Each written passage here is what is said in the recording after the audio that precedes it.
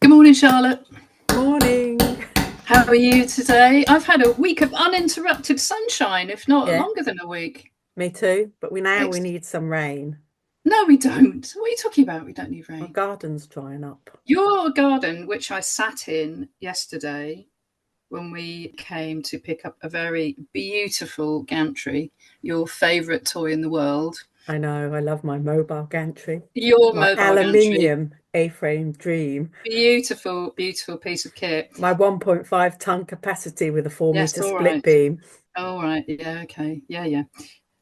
We sat in your garden and I felt like I'd got on a flight, got off and gone to an exclusive Airbnb in somewhere like the south of France or Tenerife. It was beautiful. Olive trees and gravel and sunshine. And well, that's the benefit of being married to a landscape architect. Yeah, I know. Beautiful. But what was really funny is we'd had a meeting before we left, and I was in jumper, hat, scarf, drinking cups of tea with our hands around it in about 8 or 7 degrees. We got to yours and James's van's temperature gauge said 17 degrees. Half an hour's drive and 17 degrees. So, wow, that was a difference. Anyway. Well, I'm glad you enjoyed the garden, Nina, because Westacre is a fabulous sunny location. It's set in the sunny southeast. We're one of the driest and sunniest parts of the UK, and it's where we're running our short courses in May. Yes.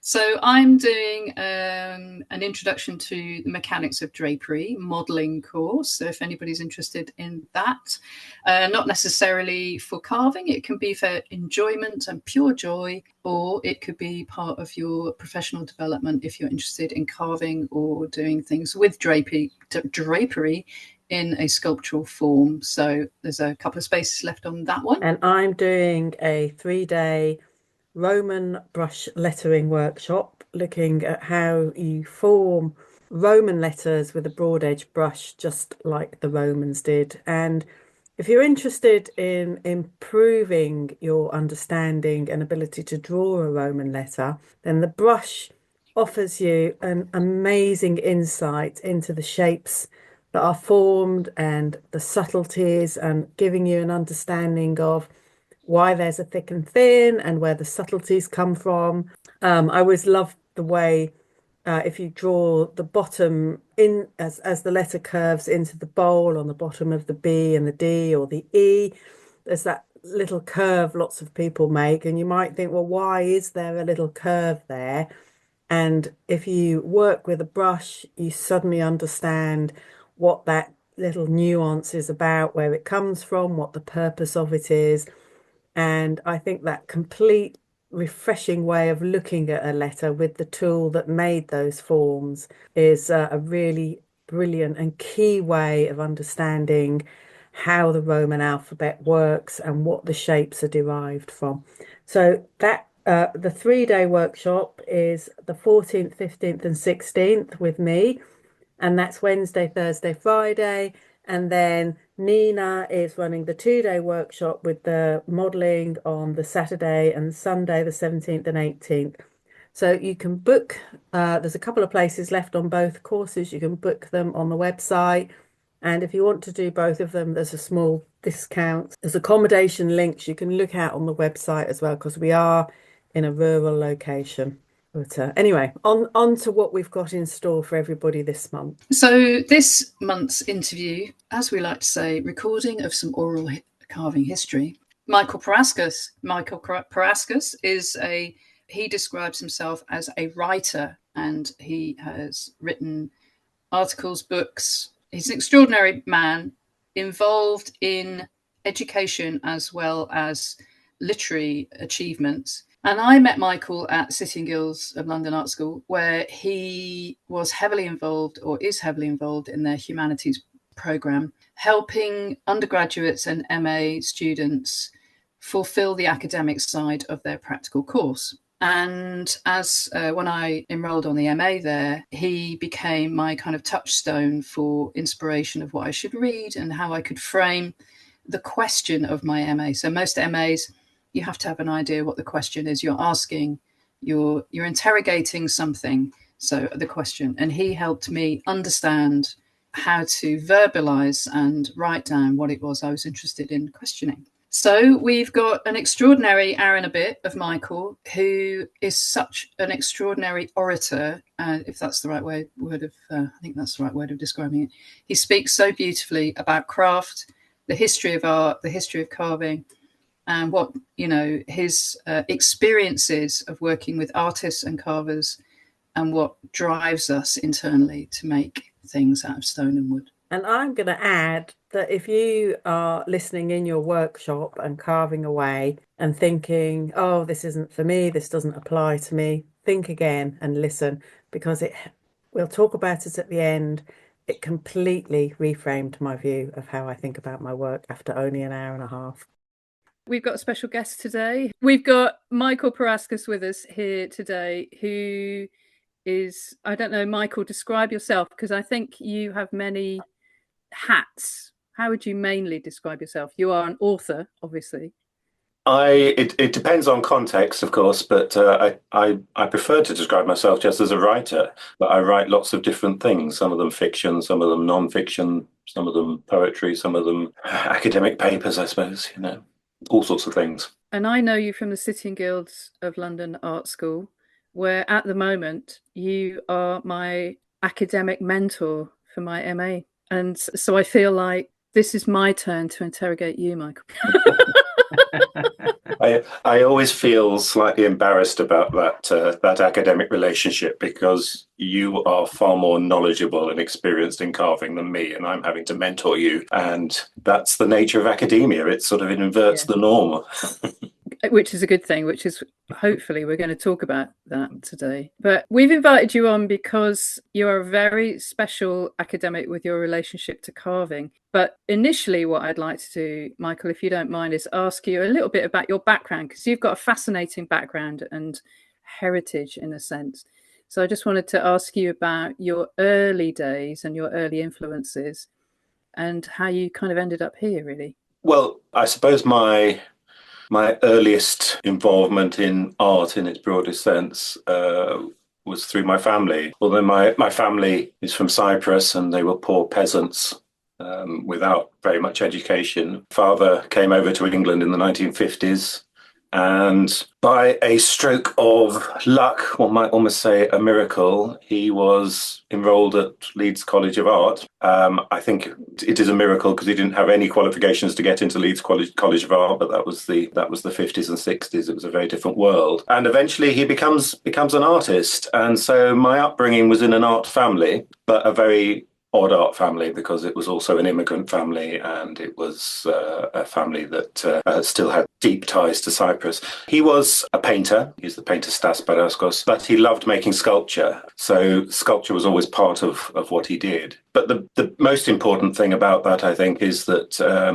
it meant the house was always full of artists. He ended up started at Leeds College of Art, but ended up teaching at Canterbury College of Art. And because there was a lot of visiting lecturing in those days, almost every evening there was usually an artist sleeping on our sofa, and there would be interesting conversations going on around the dinner table. So it's kind of always been part of my life, art, but that was very much fine art. It wasn't, what most people, I think, considered to be carving outside of fine art anyway. So although there were carvers, there were people like John Isherwood who would come around very often. They were very much on the fine art side of that. So that's how it started, really. But I was kind of the black sheep, really, because I went to the dark side. I went to art history, which my father was not entirely happy with. I mean, not in the sense he was ever going to stop me or anything like that, but he, like many artists of his generation, had a kind of visceral dislike of art historians, which I suspect actually is probably still shared by quite a lot of carvers. Actually, it's intellectualizing what he saw as very much a kind of emotive and instinctive practice. You were very much involved in the fine arts, though. You went to Leeds, right? Yeah, my if I can call it my training, I mean, obviously I was an art historian, but it was in the Fine Arts School at Leeds. So there were always practitioners around. I wasn't in a department that was just theory department or history department. My teaching has always been in practical colleges. I've very rarely done art history courses in non-practical courses or colleges. So I've always been surrounded by artists, and I've always taught artists or art students. So yes, I mean, absolutely. I mean, my world is the world of the art school, not the university art history department. And even now, you mentioned I'm teaching at City and Guilds of London Art School, but my main job, if I can put it that way, is at Imperial College, which is nothing to do with arts. It's a science and medicine college, really. But one of the first things I did when I was able to was introduce practical art courses into the curriculum. So Imperial now teaches accredited practical art courses, which I think will surprise a lot of people, not least Imperial people, I suspect. So this is the people who are not enrolled in Imperial, or is this people it started off that way. It started off people who were external adult education students. So that's how and that's my role there. But it now is part of the undergraduate program. So people can, their main subject might be medicine, or it might be engineering or physics, but they can now do a minor subject in practical art as an accredited course. So it's a very unusual situation. It's brilliant. I want to know that when I get diagnosed with my, some odd thing, that the surgeon or specialist I'm going to has just come out of their fine art course. I think it's important. I think it's very important because if they're stitching you up, you want to know it's going to be beautiful stitching, don't you? I mean, this is where Roger Kneebone comes in, of course, because Roger Kneebone, I mean, he's a fellow at City and Guilds Art School, honorary fellow, but he's a professor at Imperial. So there was already a connection with Imperial, and he always talks about the importance of craft skills, in medicine and surgery. So, why not take that one step further and actually teach some craft skills? Do you think we could reverse that round and teach a little bit of surgery and carving? I've always said I've got the hands of a surgeon, I think, and I'd love to do a little suture session. I think I'm not the only one who's said this. I mean, so I don't claim originality, but a number of people have said to me that there is a kind of, I think surgery is probably taking it too far, but there is a kind of parallel to cutting the body, cutting the stone, cutting the wood in carving. So, maybe these things are not so far apart as we think they are. I went to was part of a symposium with Roger where he made us all sit around a table and we all brought tools. So I was on a table with an entomologist and a vascular surgeon and an orthopedic surgeon, and we all brought tools to the table for people to pick up so we could see the similarities between the tools. And the orthopedic surgeon was very impressed by my application of a hip joint into the cut femur of a plastic reproduction of a femur, that the sheer strike of the joint into the cleared, and that judging of the curve of the hip joint peg into getting the bone the right way around with the peg. It was interesting. Brilliant. And they just picked up the hammer and chisel, mallet and chisel. We're like, oh yeah, it does this. We're like, yeah, that's exactly what it does. I think you missed your calling, Nina. I would have. No, I'm really not very good with raw meat. Not very good with raw meat. I always thought I'd like to do taxidermy, but I just can't bear the bit where you have to take the skin off the thing. But no. Well, I mean, what I didn't mention. I mean, I sort of simplified my life story down to the point of dullness, probably. I know there's a lot more in there. I didn't mention. It wasn't a straight path into art history for me, because obviously to be honest, I didn't really know what an art historian was because they weren't invited to the house. So I didn't know they existed as a separate profession, really. So I toyed with the idea. I did actually get a job to do this with becoming a master butcher when I left school. I left school at 16. I didn't. You couldn't do O levels at my school, and so most people went into those sorts of jobs. So I didn't last very long. A matter of weeks, I have to say. I was absolutely useless, largely because I was terrified of the other apprentices with these very sharp knives. But then I left that, and then I became a lifelong vegetarian. So I've been a vegetarian ever since. Handling meat was too much for me as well. Like full immersion. It was like cold. It was like jumping into a cold river. You're like, no, I'm not doing that. I've seen what they look like whole. I think the Vegetarian Society should actually send everybody onto courses to actually become butchers, because I'm sure that most people would come away saying, I'm never touching meat again. I think it's common. When I was at primary school, not primary school, was it primary school? God, in my head, I was primary school. I probably wasn't. It was probably first year high school. We were taken to the local abattoir, and the leading thing that I remember, I'm surprised there aren't more vegetarians in my peer group, actually, because of that experience. But I do remember the man with a white plastic or a white hairnet and a white plastic coat covered in gore eating a cream donut, going, all right, in you come. And I remember his fingers being very large and soiled with the bits of animals' blood and God knows what. I don't think you can do that now. But I think, the Vegetarian Society should definitely do a tour, butcher and abattoir tour. Right, Charlotte Howarth.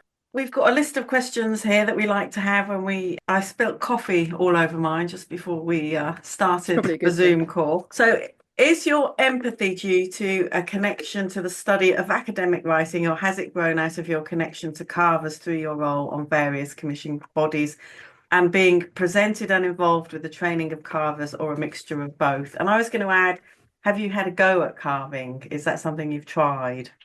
Or do? Okay, I'll answer that one first, because that's the one I'm probably going to remember with my short-term memory loss. Yes, I have. Not as much as I've done things like life drawing, which when I was teaching fine art students, I would go very regularly. But I did enroll on, it was just a long weekend course in London to go and do exactly what our students at City and Guilds do on their first week. You can probably correct me on that, Nina, but which was carving a small limestone block into an acanthus leaf relief, and that was wonderful. I enjoyed it thoroughly. I had done a kind of sculpture before. I'd done ceramics many years ago at Foundation. And so 3D wasn't that new to me, but in terms of carving, that's what I've done. I think it's quite important for anyone identified as an art historian, and I do sometimes describe myself as an art historian when it suits me, to have a go at what you're expecting the students to do, because you don't have a sense of what the real issues are. I mean, it's all very well for me to go around and look at buildings and say, wouldn't it be great if you can do that, and isn't this marvelous? Of course, at some level, there's going to be, I suppose, fear in the eyes of the student looking at these extraordinary things made by masters in the past, thinking, how on earth am I going to do that? So I think it's quite important to do that in any, when you're teaching any practical subject. So, when I was teaching painting and ceramic students in the past, I did that, and I did life drawing in particular, because I always enjoy life drawing. So yes, I have done a little bit. I won't say any, it's made me anything remotely competent, but I am pleased I was the only one in the weekend group who actually finished their acanthus leaf, which I take. I take as some kind of empathy, I suppose. That word, though, is sort of slightly makes me wince, because I don't know if I have empathy with it. I mean, how can one tell? I have an interest in it, and I have a care about it. I think, in terms of what I do, I hope it contributes to helping the students achieve what they want to achieve in terms of becoming carvers, whatever kind of carver they become. So I think that's kind of the way I would come at it as a baseline. I think in terms of where I come from into carving, it's my art history writing has always tended towards looking at people like Henry Moore and Barbara Hepworth. So there's always been that British modernist carving tradition at the back of it, long before I had anything to do with teaching carving students. So I think that helped. I studied architectural history, but I never taught it before going to City Guild's art school, which probably shows when I'm teaching. But in terms of getting into it, I kind of had a baseline, at least in medieval and Victorian architectural history. But carving itself, my writing was really through Herbert Reed, looking at Herbert Reed and how he understood carvers, particularly his friends. But again, they were fine art carvers, really. They're not. Herbert Reed, I think, would be quite scathing of most architectural carvers, particularly Victorian ones, with the exception of people like, dare we mention his name these days, Eric Gill, and Jacob Epstein when he was doing architectural sculpture. It wasn't an automatic fit for me to go into what was still then a historic carving course and start teaching there. So that's kind of been the route into all of that. You mentioned commissioning. Yes, I was part of Harlow Art Trust up in Essex for a couple of years. So I was involved in commissioning some new sculptures for the public art trail that they have up there. So I got to meet people like Eckhard Altenberger, and he's a very interesting character. Again, this was really just before I started at the art school. But Eckhard was trained on the cathedral, so he was actually apprenticed in Germany as a cathedral mason. He comes to England, decides he wants to study sculpting, but still carving. I think he ended up at Chelsea, if I remember rightly. But that link between medieval and contemporary restoration of medieval cathedrals and contemporary carving in sculpture, that fascinated me absolutely then. And so the link, I suppose, with the art school is it was kind of fortuitous. It's one of those strange connections that you don't expect to come along, but it kind of all fitted together, really. I'm afraid I can't remember the rest of the question. You sent it to me. No, it's fine. They were long-winded and quite clumsy, actually, those questions. But I'm interested in the fact that conversations I've had with academic art historians, that people based in an academic setting, like a learning environment, they often talk to you about your process of expression of what you're doing, but they very rarely talk to you about why you're doing it, your motivations behind it. They look at it as an exercise, and your work looks like this. Are you influenced by this person, or have you read this? Or you could describe your work by doing this. They very rarely say, why do you feel the need to do this, or how does it make you feel when you do this? And I think that's the difference with you, Michael, that you ask people quite difficult questions about, and it's questions that we'll come on to with Pygmalion, but it's like, why? And I think we often in the profession get so caught up with the how, we see why as a backward glance. Well, we're here now, we're doing it, and this is how you do it, and this is how you learn. So I think that for me was, I didn't trust you initially for asking that question because no one had asked that question before. Does that make sense? And I think that's really interesting about what motivates you to ask the word why. Yes, I think that's interesting. I think, as I said, growing up amongst artists who generally didn't really like art historian, and then teaching in art schools where there were two things going on there. The students really, they may like you as a person, but the fact is they see art history as a hurdle to get over. It's not really necessarily central to their practice, even in fine art courses, no matter what the student will tell you.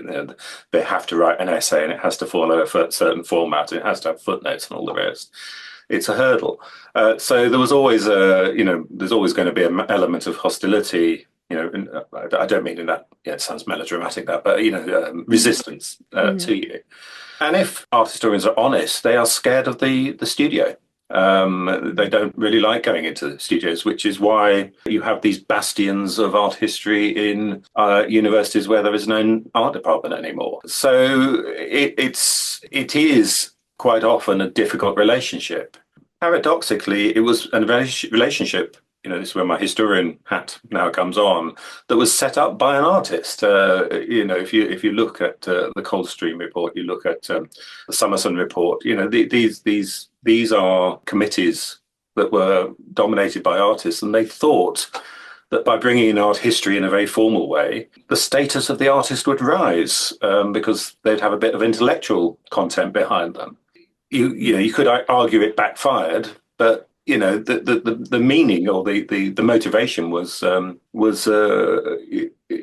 was a good one in a sense. It was it saw a threat and it tried to resolve that threat. So that has always been difficult. I think I've always had a good relationship with artists in the studios, but I think what you're describing, that question of trust, I think that's always been something that one builds over time. And I think, sometimes you'll never get it and sometimes you will. I think, in terms of teaching the carving students, I think you have to, well, when I started, of course, it wasn't a degree course. The Sitting Guilds, it wasn't a degree course.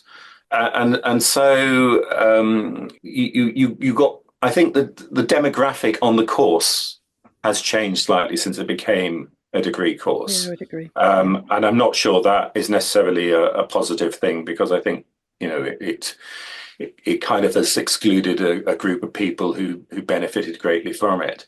But you kind of had to win them over. And going in and saying, right, now I'm going to make you into an art historian, 2 hours a week for 10 weeks, it's just an impossible task anyway. But it's also a futile task. Why do you want to make somebody who's a carver just the same as why do you want to make somebody who's a painter into an art historian? If they want to be an art historian, go and study art history. That's the obvious thing that happens.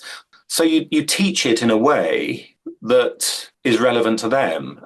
And I think in terms of doing that for the carvers, that question, why is very important. There's resistance to that as well, because, I think, again, there is a kind of attitude amongst some carvers that, they don't want to ask that question. Just give me the commission, tell me what to do, and I'll go away and do it. Yeah. And I think that's held sway for a very long time. I think the danger with that now is whether those commissions are going to come through. We live in an age now when heritage bodies are 3D printing.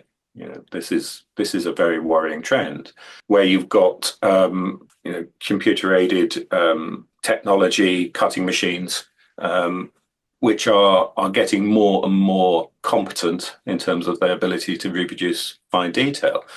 The paradox now of architecture is that architecture is increasingly including decorative elements, but almost none of it is being made by carvers. So all of these things are part and parcel of the world in which we live. So just saying, give me the commission, I'll go away and do it.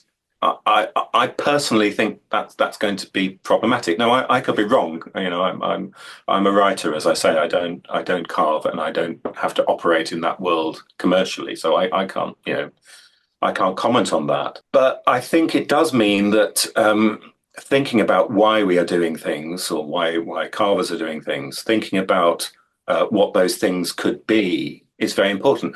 But you have to win people over, and if people are not interested, they'll never be interested. You can't force somebody to be interested in their own history. You can't force somebody to be interested in art history.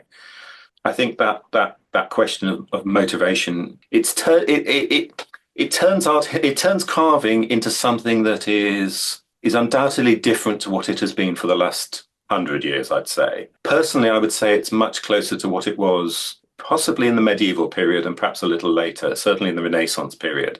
Carvers in the Renaissance period were incredibly well-versed in the history of art, the history of mythology, mathematics, geometry. I mean, we're talking about Imperial College having an art course now, but art academies, in Italy, elsewhere, were teaching really quite high-level mathematics. So all of that is part of the history of carving. I just think it's not been there, perhaps for the last century or so. And as a consequence, all of this now seems very alien. And I think my job is really is to make it not seem so alien, that this is just something that helps you, if it helps you, to do what you do. And justify what you do in a world that is increasingly hostile or indifferent to what you are doing. So that sounds very negative, but I don't mean it to be, because I actually think this is a very positive thing. I think it's a case of, well, actually, I mean, to be honest with you, I mean, years ago, I wrote a little pamphlet which was designed to be a very provocative pamphlet in my youth, when I used to like upsetting people. I wrote this little pamphlet called The Tabletop Schools of Art. And it was arguing really that art doesn't need more art schools. This was a time when the art schools were closing down and everybody was sort of worried about the future for art. It doesn't need more art schools that are institutions with bricks and mortar and well-appointed studios. It needs a kind of an art school of the mind, where if you go into the local cafe and you've got 2 or 3 friends with you and you start talking about art, or in this case you start talking about carving, that's an art school suddenly.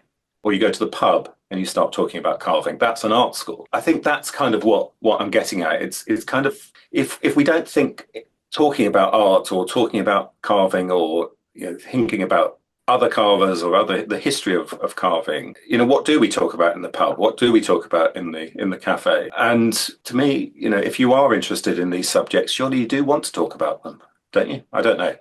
I assume people want to talk about what they're interested in or what they do. I don't know. Maybe garage mechanics don't talk about mending cars, but I've got a suspicion they talk about cars all the time. Yeah.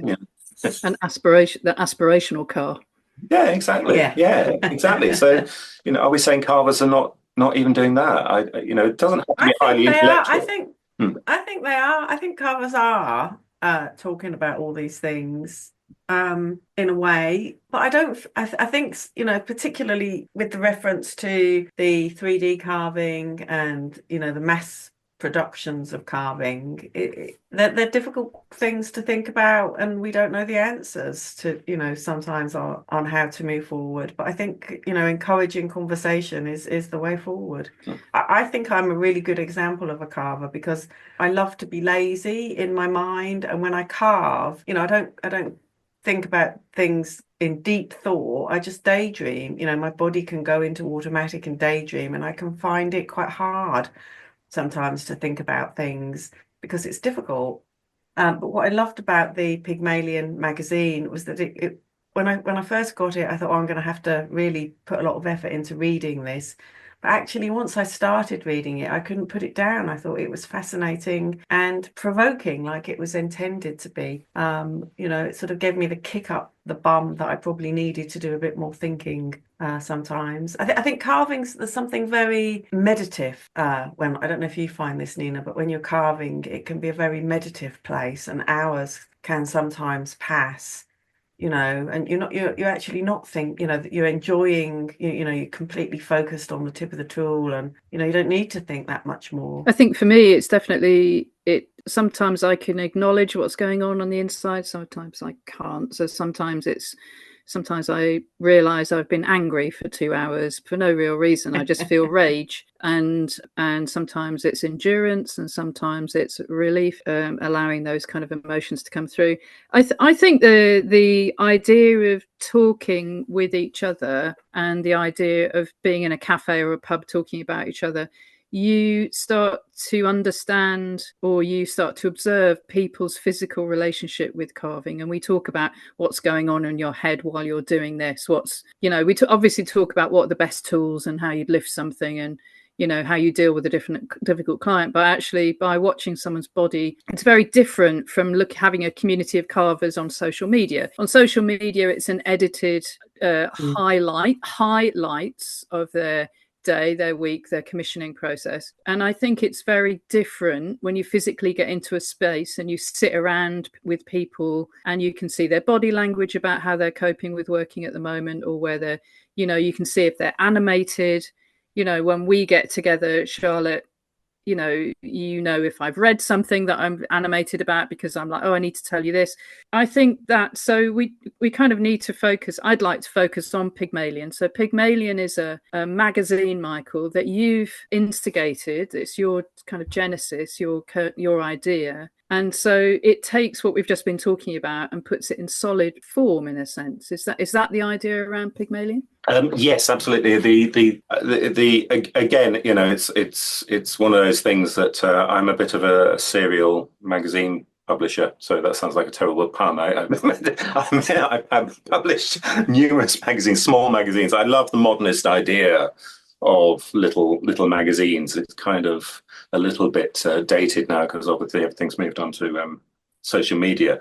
But the idea of a printed magazine with just ideas and illustrations in it, I think is a lovely thing to have. And so, why not do one for carving? Because one of the things that I think is apparent to me as an art historian is that how little literature there is, particularly current literature, on carving. Now, that's not to say there aren't magazines for wood carving and things like that, but they tend to be very technical journals, or they tend to be opportunities to do this, that, and the other. But the idea of an ideas magazine about carving seems to me very well. I don't know of any other existing, so maybe I'm wrong. But again, I didn't come across any. So I like this idea of kind of filling in that gap. But I also wanted it to be something that carvers would bother to read. So there's a very fine journal called the Sculpture Journal, which comes out 2 or 3 times a year. It has wonderful articles in it, but they are very academic articles, and I can't imagine many of my students in the carving course reading many of them, certainly not on a regular basis unless I sort of push them towards something. I suspect most carvers in the professional realm are not looking at it either. So that doesn't fulfill that role. And I didn't want Pygmalion to be like that. I didn't want it to be an academic magazine. I wanted it to be something that carvers and carving students would read. And so I wanted carvers to write for it. And I think there was some resistance because, again, we have that issue of, how I'm a carver, how can I write? I don't know, I don't know how to write, articles. I don't know how to write something for an academic magazine, despite me telling people it's not an academic magazine. And I think we needed the first issue just to demonstrate what that looks like. So it can be very personal. So I think in some ways, all of the carvers have written very personal statements in some ways. And I think that's what makes it very readable. And they go from, really quite moving testimonials, Sarah Davis's description of what it's like to be in pain and carving and, suffering, various issues, through to questions about, what is the place of tradition? That's that conversation that could almost happen around the kitchen table or in the coffee shop or in the pub. What's the place of tradition now in a world that clearly values tradition? There's an awful lot of saving of buildings and things that goes on, but doesn't value the skills that either maintain them or built them in the first place. So those sorts of things are very personal sort of statements. I tried to, just to produce some very provocative things, such as whether carving needs to be more Dadaist and actually jettison its tradition in some ways, and maybe sculptures or stones and rocks and wood are talking to people, and we're just not listening. So some slightly off the wall ideas as well. But the first issue really was trying to demonstrate what this thing is and to create these provocations for conversation. So I put on the sort of very brief introduction that the idea is that you take these, you discuss them amongst your friends, you discuss them amongst your colleagues. If you don't like them, write something else. You don't have to like everything that's said in the magazine. And so, I think in terms of what it's doing, it's trying to start some of those conversations. Now, what happened with it, though, is that at the beginning of this academic year, so this all came out last year, I decided to use it as a teaching aid.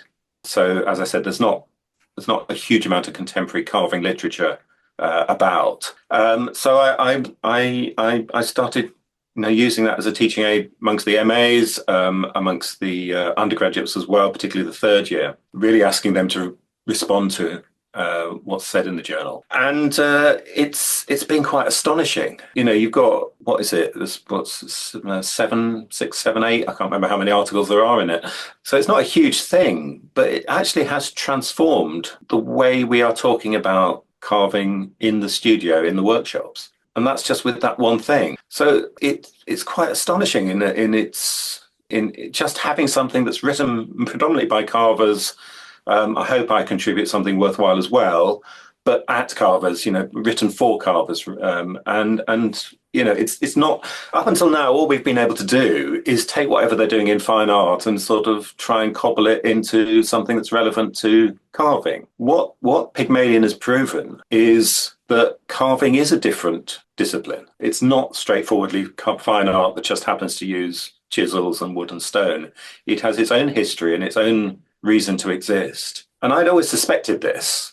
It's kind of been proven by this journal. The parallel that I always draw is with ceramics. If you think of ceramics could easily have been subsumed into fine art. It could just be seen as just another practice alongside any other practice within fine art. And to some extent, it is. There are ceramicists working within fine art. But there's this other side of ceramics that sees itself as a distinct. It's got its own practitioners, but the history of that only starts really to be written in the 1980s. And now if you go into, craft bookshops, the shelves are groaning with books on ceramics and ceramic theory and ceramic monographs of ceramicists and ceramic histories.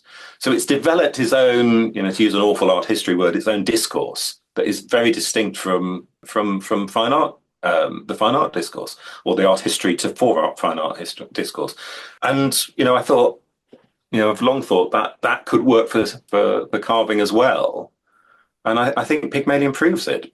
Carving is a distinct form, not just a distinct practice, it's a distinct form of thinking. It has its own history. I think the interesting comparison with ceramics, the one as a ceramicist who moved into stone carving in the eyes of the general public became extinct. We didn't realize it, but we disappeared we were always doing that. We were always having these discussions. We were always training. We were always maintaining large historic buildings, but we were invisible. Whereas everybody has a bowl to put their cereal in.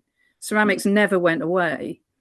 And it did, I was a ceramics teacher at high schools, and I was doing that in the 1990s. Students up until sixth form were able to come in and do throwing, and they knew that ceramics existed as a kind of hobby craft if they wanted to do that. Very few students would ever go on to do it as a career. I think the interesting division between ceramics and stone carving is that we suddenly start to want the general public to care and know we exist. That for me is the interesting thing. Whereas before, large groups of stone carvers would be in barns in the middle of the countryside working away and miraculously making these enormous sculptures and installing them overnight like Santa's helpers.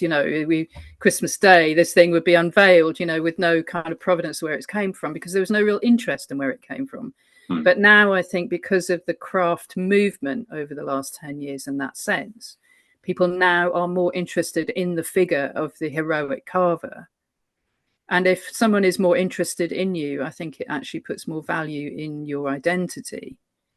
I have a great deal of issues with the identity and the proven identity of carvers. I mean, that's another conversation, and what we perpetuate into the public domain. But I think it's a two-way street, isn't it, with ceramics also? I mean, as a ceramicist at the beginning of my career, I was, told I had to make a choice. Do you want to be a potter or a ceramicist? One was craft, and one that was devalued, and one was fine art, and that was valued. One you could earn a living at, and the other one you could make a lot of money at, because of the value paid on fine art versus. So I think it's a really interesting question where we sit in comparison to things like jewelry, ceramics. And actually I find it quite difficult. For me, it's ceramics and stone carving is, maybe it's through personal experience, it's that parity. Yeah, I don't know where I'm going with that, but I take your point absolutely. I think in many ways ceramics had a much, I put it this way, it had a higher base from which to start the comeback, if you like, assuming there was a kind of loss. I mean, there is a loss in ceramics simply because it's just so, like carving, it's very expensive for universities and colleges to facilitate. Schools don't offer it very much these days either. So it has been in decline. I think the differences are important because there has to be differences. Otherwise, again, we're sort of saying, well, in that case, it's just discourse sculpture, or it's just a discourse three-dimensional production. It's not that ceramics is going to offer an exact model. I think it offers a model to me in relation to fine art. It distinguishes itself from fine art, which is very intellectualized these days. And, I think, that's not to say ceramics and ceramic history hasn't a strong intellectual element. It's simply to say it's different from that kind of philosophical intellectualization that takes place in fine art quite often. I think I take your point in terms of public visibility, though, absolutely on board. I think the idea of, and it's interesting you raised this idea of you could be the ceramicist, or you could be the potter, and the idea that that's a distinction that actually matters is something that I'm sure ceramicists would debate, whether you need to make that distinction. But it does exist, there's no doubt about it. And of course, that doesn't even bring in industrial ceramics. We also have that element of it in there as well. I think there is an element of that in carving to some extent. It's slightly different. I wouldn't phrase it in terms of necessarily the equivalent of potter and ceramicist, but there is a difference between, are you going to be a carver in the mold of do you want to be Michelangelo, or do you want to carve hundreds of yards of egg and dart for the rest of your life, or whatever? And it's kind of that craft element where you're carving known forms, and that art element where you're exploring new possibilities. I think that's where that division lies. And it's a very difficult one. You will know this. It's a very difficult one in terms of how we teach at the art school, because you have students on both sides, and you have students who maybe should go one way rather than the other, but are not choosing that direction.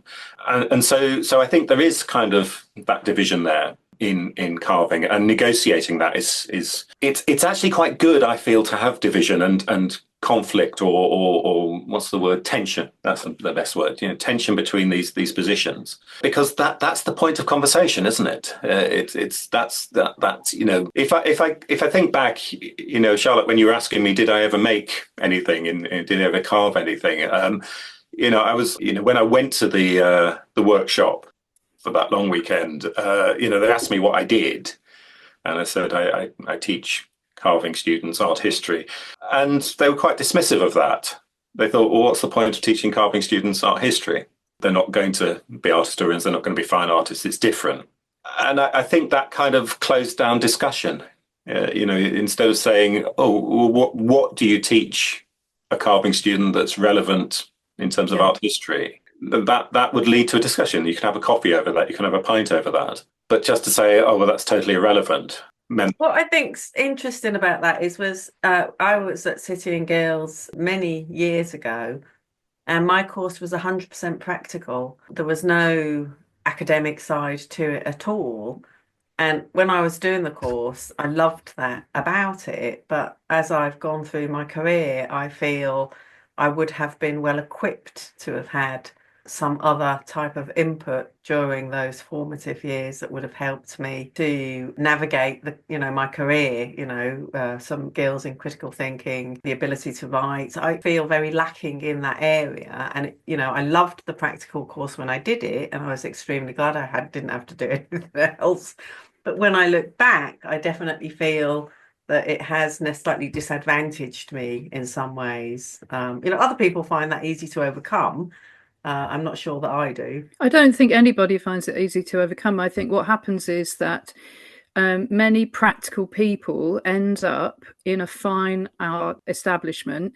I ended up doing a BA in sculpture at St Martin's, and that was all about critical thinking, contextual, blah, blah, blah, which at the period of time at St Martin's, making a beautiful thing was absolutely frowned upon. And you would just, I remember making something for an interim show and someone saying, I think you should be on a craft degree.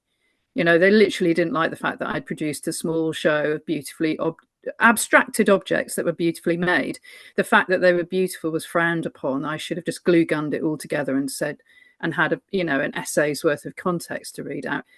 But I think what it's done is it opened the possibility of discussing things in a non-linear way that I recognise when I look at students learning stone carving. I would say a high percentage of people who come to stone carving really should have gone to carving something like that. Their interest in historic ornament was always there. It was just unexplored. But they come with those thinking those thinking muscles a bit developed, and they can apply that to contextual thinking when they get to where they're learning. I think you're absolutely right.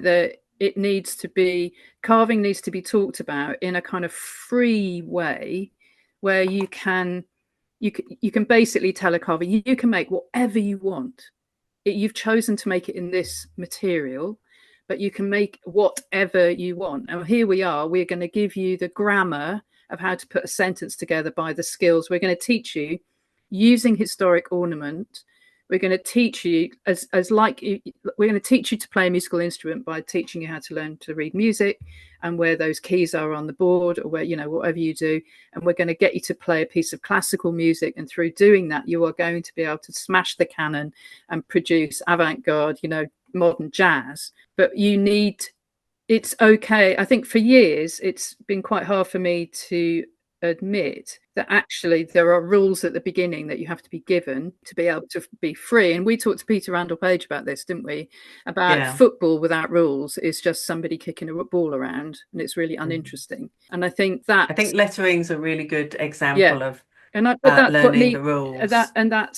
But also there are skills to be learned about thinking outside the box, and there's people you can read that can expand. If you only read a certain type of literature, you will not realize that a different type might be just as exciting. And I think that's the most exciting thing about Pygmalion, is that for some people who read it, like you, Charlotte, reading it and thinking this is going to be something you're going to have to sit down and concentrate on, actually it's not. These are interesting stories, aren't they? It was really engaging. Once I started, I read most of the magazine in one go. I think one of the issues that I did also want to address with Pygmalion, and I do it in the teaching at the art school as well, is that carvers' art history shouldn't necessarily be like art historians' art history, or fine artists' or fine art students' art history. It shouldn't sound the same. It shouldn't read the same. It shouldn't follow the same regulations and rules.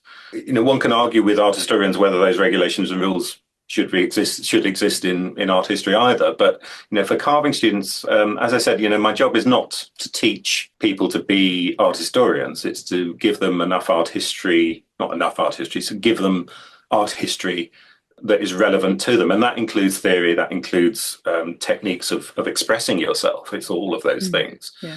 But I think the reason Pygmalion is so engaging is that nobody really has followed the rules. I think none of those essays, and probably mine come closer because I work in that world, but none of those essays I would say are like academic essays. None of them would get into the Sculpture Journal. None of them would get into get you into an academic conference to give that paper. But that's irrelevant. That's not what they're there for. They're there to talk to other carvers. They're there to talk to people who are not carvers like me, who are still interested in what carvers have to say. So I think that the language we use and the forms we use, they have to develop for the purposes that we want them to develop. And some of the most exciting essays I've ever had students produce at the art school have not followed the format of academic essay. They've been very personal reminiscences of what brought them into carving.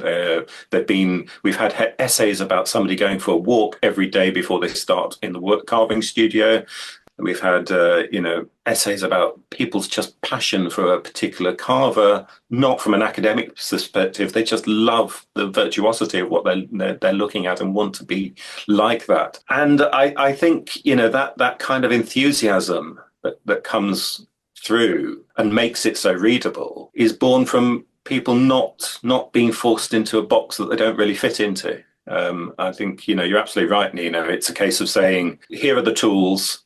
And the tools are, yes, the chisel, they are, the techniques, they are the types of stone, the type of wood. But here are also the words. and this is how you put the words together. So in the first year of the course, I'm very strict. I say, you may not think I'm very strict ever, but I am very strict. I do say. Seriously. Okay. But I do say this is what you have to do. This is a first year Right. essay. You need to do it in a particular way. But in the second year, the equivalent of that is now go and break that. Go and do it in the way you want to. And once you get into the third year and you're writing a long essay, write as you want to write, because it's now carving history. It's no longer art history at that point, as far as I'm concerned. And I kind of liken it. Do you remember? What was his name? Len Goodman on Strictly Come Dancing, and he was an old-fashioned judge of ballroom dancing, so he'd been on the circuit for many years, and he was the only one who used to dock people marks if they didn't do something like 10 seconds of traditional dance. So if you were doing the foxtrot, you could do all the gymnastics, he said, you can do all the pyrotechnics, that was the phrase he used, but you have to do 10 seconds of traditional foxtrot. And that is what you teach a student to do. They need to do their 10 seconds of foxtrot, their 10 seconds of traditional art history essay, and then they can go on. So, I think in terms of the writing, it probably follows a much more closely than it ever has before, a similar path to the practice in the studio now. And maybe that's why it works. And I think that's reflected in Pygmalion. Pygmalion is doing it's not the pyrotechnics, but it's doing the free form writing, because we don't need them to do the academic writing. Somebody else can do that. That's in the Sculpture Journal. We don't need that. We need something that is talking to carvers about carving and the possibilities and the problems as well. It's not just possibilities, it's problems. I am somebody who looks for a mirror to the reflection of my experience. I'm interested in seeing the reflection of someone else's experience that I can relate to. And I look at things like the Stone Industries magazine, I look at craft magazines, etc. Like you're saying earlier, no one is doing that. It's either a depiction of a commission and men in suits standing around something in a new stone clad environment and getting awards, or it's like, look at our young apprentice, aren't they amazing? And they've done this, but there's no real there's no journey there. There's no kind of new. I don't know if I'm looking for the word new, actually. I don't know what I'm looking for, but it was really interesting that the first thing I loved about Pygmalion is there are some pictures in there, but it's not picture heavy, which is very unusual in my book case. I do like a picture heavy magazine. And actually, I have a lot of books that I've just looked at the pictures. Yes, back to front. Oh, it's from the back to the front. And that I like that the pictures, I picked them up and they instantly interested me enough to read the content, but the content actually was the meat on the bones. Yeah, and they are very human articles. So they are they're not slight in any way. None of them are we're not talking about Hello Magazine. Carving Hello Magazine. Now that would be good. Oh my God, that'd be amazing. We could have the pictures from the party, couldn't we? Would it be called Hello, or would it be called Good Night or something? I don't know. What would it be called? Yes, oh no, whoops magazine. But yes. I totally agree with you, because it took me she won't mind me saying this, but I had to read Sarah Davis's article that you mentioned in 2 sittings. Maybe it's because I do know Sarah and have witnessed her extraordinary journey that I had to take that. I read the beginning and then I went to a different article and I came back and finished Sarah's, because it was so visceral in that sense, and it was meant to be. Yeah, absolutely. Sarah is an extraordinary writer. She is. Yeah. I think she should. I don't want to take away from her practical art at all, but I think she should seriously consider, writing a longer book of on her work and on her experience, because I think it would be both fascinating, and she's more than capable of doing it. I think it would be a very exciting thing. So yes, I like all of that human quality. It doesn't mean that's whatever, if anybody's listening and they want to write for it, doesn't mean they have to do that. I think it's a case of, that's one way of doing it. But I think it's something that's very different from academic writing. So on one of the questions, we may have already covered this. Well, there was 2 things on the questions. What questions should we be asking ourselves, or could we be asking ourselves as carvers? But I think we may have covered that as a sense. But one of the main questions I would like you to try and answer is, what does reading about carver's history give me? What does it add to my? Does it add anything to my practical output? The objects that I make, can it affect the objects that I make? I can't answer that. I mean, it's not it's not in my knowledge or remit. I think what I'd say is think about reading in the broadest sense. It doesn't have to be the 20 volumes on Grinling Gibbons, with closely typed text and impenetrable language. I don't think such a thing exists, but if it did, I bet it does. I bet it does. I think reading can include just looking at things. I mean, I would be astonished if there isn't a carver in the country now desperate to get to see Notre Dame in Paris. So go and look at the building. Go and read the building if you like. But what I know from teaching carving students is that a little bit of background even just brings the thing much more to life, and a realization that what you're looking at is not necessarily medieval. Quite a lot of Notre Dame was really 19th century. So I think just knowing that gives you a kind of a depth of knowledge that enhances your understanding, and I would have thought that would then feed into your studio work. So that even if you're a heritage carver, let's say, and you're looking at building that has been restored, understanding what the restoration is, when it took place, who did it, informs your form knowledge, because you can start to distinguish, you can start to discriminate, and you can start to make decisions as to where you go with whatever your restoration is. So there are kind of very practical things. Having said all of that, I would say everybody should read, because our brains grow, not literally, but grow in the number of synapses and things, grey matter. It increases the more you exercise it. It's like any other muscle in the body. You have to exercise it, and you do that through reading.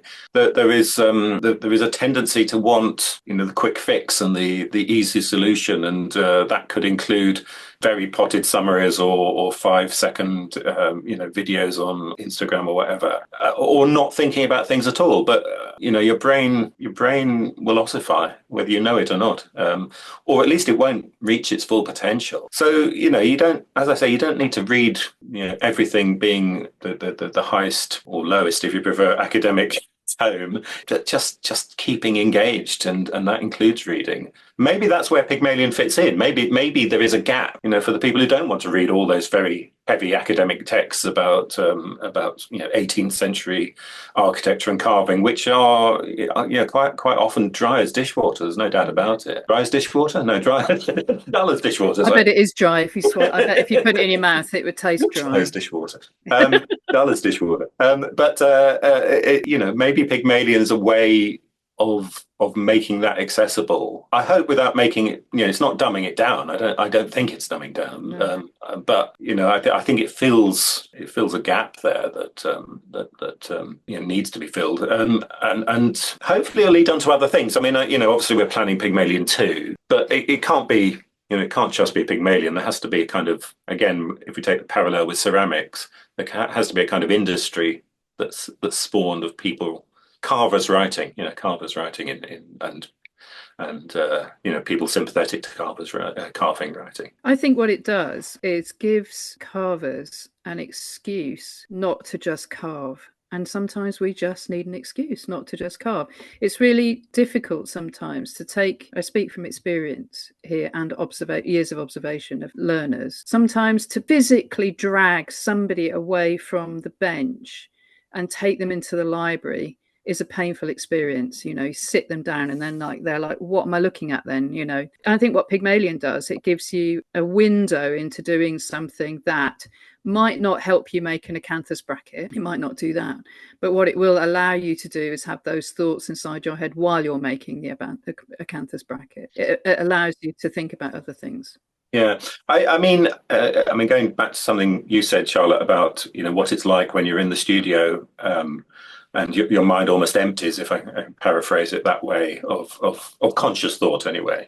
I mean, it might surprise you to know that that is my experience of writing. Writing, particularly my type of writing, it's not this kind of intense thought process, a conscious thought process where every word is, I mean, maybe that's a flaw in my writing, but it has to flow, and that becomes an intuitive process rather than a kind of conscious, deliberative process. I think, having spoken to a lot of painters over the years, that is actually quite common across the arts. You enter into another space. It's why I am quite hesitant to call myself an art historian, because I always assume art historians write in a more conscious way. Mine is not like that. And I think that suggests that the inspiration and the forces that are leading us to create are coming from other places than the conscious mind. They're coming from, I don't want to get spiritual because I'm not that way inclined, but they come from some other part of us that is not normally accessed. I don't see why that isn't considered intellectual. It's just a different type of intellectual. It's an instinctive intellectual, but it's just as important. It's still a body of knowledge that one's drawing on. So I kind of, that idea then of taking a carver out, just to link it back to what you said, Nina, out of the studio into the library. If you're taking them out of the studio from that special other place, and suddenly they're in this intellectual place where they're having to think about what every word means, and it's an obscure language sometimes. It doesn't have to be like that. The process of writing and the process of reading can be that same space that's inhabited by the activity of carving. So yes, I mean, take them out of carving, but you don't necessarily take them out of a creative space, I think. I think it for me. I think. Go on, Charlotte. I was going to say, I think the articles in the Pygmalion magazine, I think they enable that brilliantly. Certainly, for how I felt was, once I started reading them, it was a very fluid, engaging, and my mind was able to enter that state of thought, of free thought, very easily. Yeah, and that's what it's like when you read a novel that you love, don't you? You really enter into that space, and it is, yes, free flowing is a good description. But that's something that's always fascinated me. Well, I say always, has long fascinated me. Is it possible to write art history that is more like that experience of going into a novel, that you are in an alternative space, just as you are when you're carving or when you're painting or when you're composing or whatever. What would happen if you conceive of art history as a creative act in that sense? I consider Pygmalion to be art history, but I think it's creative art history, or art history perhaps. And that for me very much comes out of my understanding of Herbert Reed. That's what I see Herbert Reed doing back in the 1920s. We need to touch on Herbert Reed. So talk us through. So can we just basically touch on Herbert Reed? I have a copy of Herbert Reed's Modern Sculpture I bought it in the 80s when I started my degree. It's quite a famous one. It's the one, the World of Art, those collections of, they're all in the same format, the history of art or the world of art, what have you. Tell me about Herbert Reed and why we should read him. Why you read him. Yeah. It's interesting, the concise history volumes, the concise history of modern sculpture and the concise history of modern painting. I have to say, in terms of Herbert Reed books, they're probably the only ones that I absolutely detest. Yeah, that's probably why I haven't read any more. I think I read Art and Society after that, but yes, that's where my Herbert Reed journey finished. Yeah, I think the problem with them is, well, I was told, I don't think it's betraying a confidence anymore, but I was told that he basically needed some money, so he wrote them for a very popular series that I don't even know if it still exists, the World of Art series that Thameson Hutton used to do. And so they kind of, I think calling them pot boilers is probably the kindest thing one might say about them. And it's not that they're wrong, it's just they're very simplified, and I don't think they do justice. In terms of Herbert Reed as a kind of role model is that it comes out of him he's not a standard art historian. He's not really an art historian at all. He's a creative writer who suddenly finds himself writing about art. He's a poet, really, and he always saw himself as a poet. And so I think if you approach the books with that frame of mind, that you're not necessarily going to get standard factual information, or you're not necessarily going to get standard ways of understanding art as an art historian, but you're going to get somebody who is a poet, somebody who's a novelist, and somebody who is very close to carvers and artists generally. They kind of take on a different meaning. He's trying to explain to a lay audience what it is to be an artist, but he's doing it as an artist.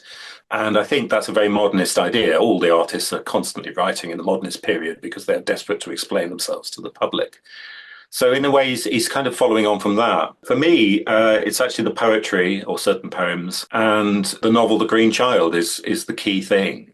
The Green Child is a novel about carving, but only if you read it that way. There's a danger of reading it as an adventure story. It's not. It's an art text. The key figures in it are Henry Moore sculptures that have come to life. There are Barbara Hepworth sculptures in there. They're living in this sort of Mesoamerican underground grotto that is full of obsidian. And it's just an extraordinary theoretical text that doesn't read like a theoretical text. It reads like a novel, or a romance, as he would call it, because it is a novel. But it's an art history text, but it's a novel. So that's an art history text. It's an art history novel. I mean, it's a novel art history text. I don't know, but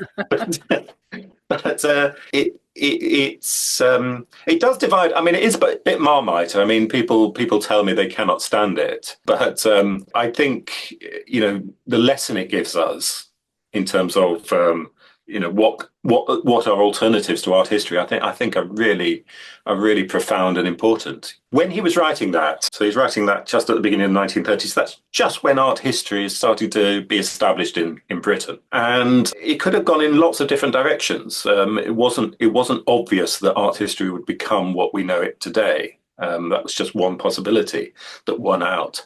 So I see him as sort of positing these alternatives, or this alternative, that art history could be a creative act. And so that's why I pick up on him. So that's kind of what I do with the students increasingly at the art school. And I do it in my own work now, that you see it as a creative act, not as just a hurdle that you've got to go on. Suddenly you've got to become this intellectual academic art historian that you're not equipped to be, or not temperamentally able to be, or wanting to be. Suddenly you can retain that creativity. And here is our prototype for that in Herbert Reed. So that's why I think is important.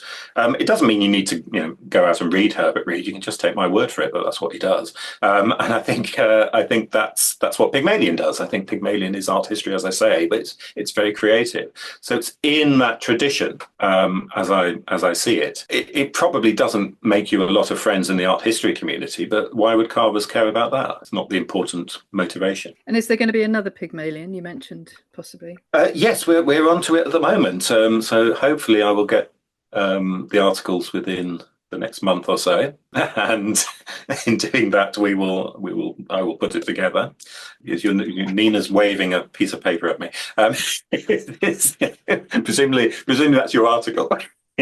It's one that was heavily edited yesterday by a very close friend, so I won't put you through it yet. That's it. Charlotte, any last? No, I think we've covered a huge amount, and it's been absolutely fascinating and incredibly thought-provoking. I think I would recommend everybody goes and gets a copy of Pygmalion. So I'll make sure there's a link in the show notes, and they can go and buy it. Enjoy reading it. So I'd highly recommend it. Nina put me onto it, and I'm one of those people. My first thought is, I'm not very good at reading about these things, but I found it incredibly easy to read and thoroughly engaging. So I'd recommend it to everybody, and start those conversations. Encourage us as carvers to start having those conversations, to create spaces where we can have them amongst ourselves, and I think with our clients as well. I think it's not just us that needs to be talking about it, but we need to be opening that conversation up to the people who do commission us. We need to take them on the journey.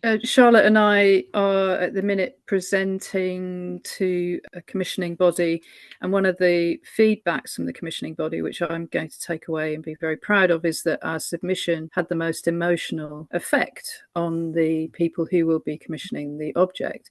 And I think that's because we had a statement, we had a very carefully crafted, cooperatively crafted statement in our submission that took in lots of different conversations, didn't it, and reflections, and we were able to put that together. And I think I'm very proud of the fact that the reaction was an emotional one in that sense, and that's exactly why we need to be able to think and read and write and put forward our feelings in that kind of way, not just models, not just things, but actually express ourselves in such a way that puts over what we're feeling as well. I think that's absolutely true. I mean, one of the most interesting books I've read recently is David Estley's The Lost Carving. Yeah, it's brilliant. And it's not just about, the recreation of this destroyed Grinling Gibbons. It's the way he writes. It's exactly what I'm talking about. It is not art history as it's understood in a university department, but it is a carver engaging in history in a very personal way. It starts from the very personal. I think he arrives at the airport and it's a miserable day or something. Which is exactly how I try to write. And you start from the personal and head towards more fundamental things that possibly resonate with other people. So there is a move towards this kind of thing. I think it's not just we are a small group of lone wolves in the wilderness. I think other people are doing it. The bit I identified with so much of that book, and it's about wood carving, not stone carving. So was one simple section where he takes a walk by the river when he's at home, and he's thinking while he's having a walk by the river, and it's absolutely beautiful. Brilliant book. Thanks for that great recommendation. All right, so I think we've come to the end. Michael Paraskos, thank you for taking the risk and coming on here. Thank you so much. Really appreciate it, Michael. We've taken a lot of your time, so thank you so much for that. And let's get those conversations. Right, thank you for asking me. Oh, it's been a real pleasure. Wow. I mean, I hadn't met Michael before, and we sat and I mostly listened actually. And I found that so refreshing to listen to, because I'm definitely one of the people that Michael refers to that thought that thinking and critical thinking didn't necessarily have a big role in my work. And I love to daydream when I'm carving. How I get through that's how I enjoy it. But since I've listened to that interview, hijacked my thought process. Finding it hard work, thoroughly refreshing. And for me, it's helped to completely reframe how I think about. One of my big things in my work is I've had a very formal training with lettering, and I love the freedom of the early Roman, early Christian and early Greek carvers. And that's what I would like my work to have. And when I went on my Churchill Fellowship almost 10 years ago, when I looked at those carvings, I just felt such a direct connection to the people who'd made them, the chisel marks, the hand done feeling. I could feel every blow of the hammer with some of the letters, and I found it such an incredible connection. But how do you bring that feeling of the handmade and sometimes what's quite rough and uninformed into our work today? And I always worried, because I didn't have an answer, that, the difference between sloppiness and freedom, where does that line lie? What's where does the formal end and the freedom begin? In a way, it's like the driving question of my work, and I don't have an answer to it. But what I thought after talking to Michael was, I actually don't need an answer, because it's the debate. And I thought I needed an answer. But I don't. I just need to think about it and debate it, talk about it with my friends, debate it in my head, and have a deeper understanding of where that tension lies. And I only had an hour and a half conversation with Michael, so I can't imagine what it would be like to have him as your mentor for your MA. Well, it's a bit overwhelming. all MA mentors have a limited amount of exposure. You have a limited amount of time with them. But it is those small windows, hour and a half, 2 hours with somebody that can take something you're very sure of and just let you look at it slightly from the left or slightly from the right, kind of look at it slightly differently, which is the exciting bit.